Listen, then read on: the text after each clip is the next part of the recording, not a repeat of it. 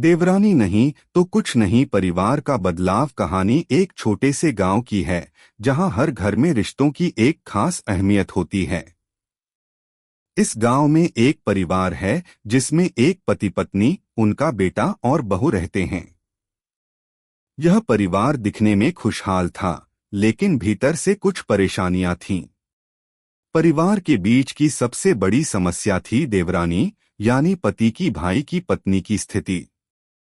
अगर आप अपनी माँ से प्यार करते हो और उनको हमेशा खुश देखना चाहते हो तो चैनल को सब्सक्राइब करो, लाइक करो, हर हर महादेव कमेंट करो। बहुत ही जल्द आपको खुशखबरी मिलेगी। प्लीज वीडियो को लास्ट तक जरूर देखें। अब आगे सुने। सरिता, जो कि घर की बहू है, अपने कामों में बहुत व्यस्त रहती थी।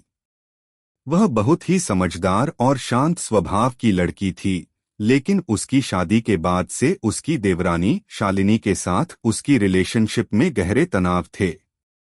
शालिनी, जो कि घर की नई सदस्य थी, अक्सर सरिता की तुलना में बेहतर दिखने की कोशिश करती और उसकी हर बात पर सवाल उठाती थी।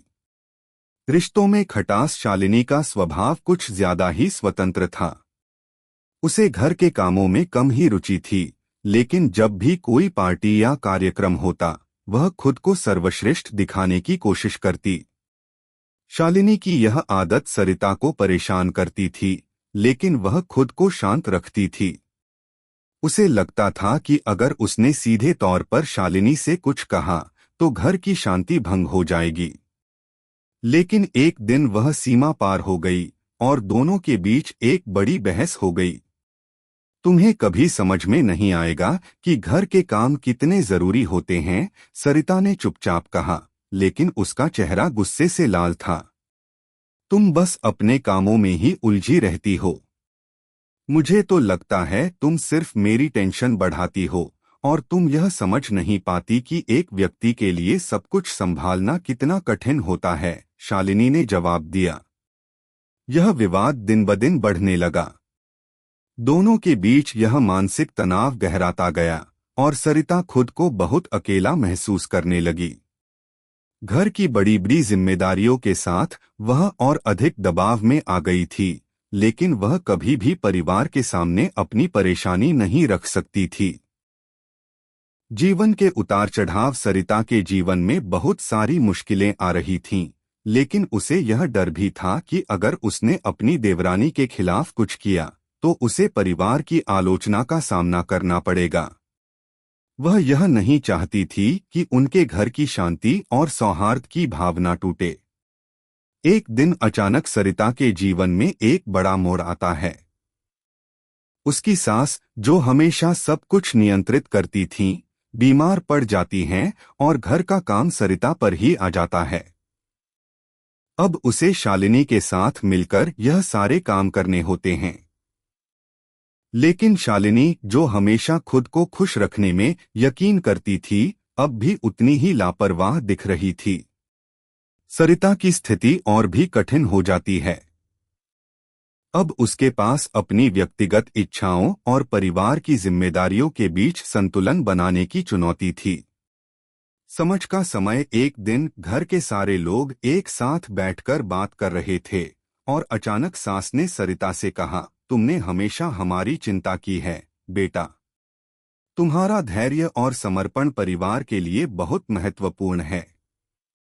तुम जैसे हो वैसे ही रहो। यह बात सरिता को गहरे तक छू गई। उसने महसूस किया कि उसे अपनी खुद की अहमियत समझनी चाहिए थी। वह खुद को अपने परिवार की सबसे महत्वपूर्ण सदस्य मानने लगी। उसे लगा कि अगर वह देवरानी के साथ अच्छे संबंध बनाए रखे तो घर का माहौल सकारात्मक रहेगा। इस समझ के साथ उसने शालिनी से एक बातचीत की।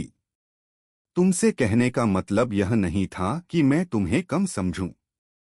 मुझे तुमसे एक अच्छे रिश्ते की उम्मीद है, सरिता ने शालिनी से कहा। शालिनी को भी सरिता की बात समझ में आई और उसने धीरे धीरे अपने व्यवहार में बदलाव लाना शुरू किया। एक नया आरंभ। समय के साथ सरिता और शालिनी के रिश्ते में सुधार हुआ। दोनों ने एक दूसरे की मदद करना शुरू किया और घर के कामों में सामंजस्य बिठाया। शालिनी ने सरिता से सीखा कि घर की जिम्मेदारियां जितनी महत्वपूर्ण होती हैं, उतनी ही महत्वपूर्ण होती है परिवार में प्यार और सहयोग की भावना। यहाँ से कहानी एक सकारात्मक दिशा में मुड़ती है। सरिता ने यह समझ लिया कि देवरानी का संबंध सिर्फ संघर्ष नहीं, बल्कि सहयोग का भी हो सकता है। उसने अपनी भूमिका को समझा और खुद को परिभाषित किया, जबकि शालिनी ने भी अपनी जिम्मेदारियों को समझा और खुद को बदलने की कोशिश की। कहानी का अंत यह होता है कि परिवार में हर सदस्य का महत्व होता है, और यदि हम एक दूसरे को समझने की कोशिश करें तो रिश्ते बेहतर हो सकते हैं।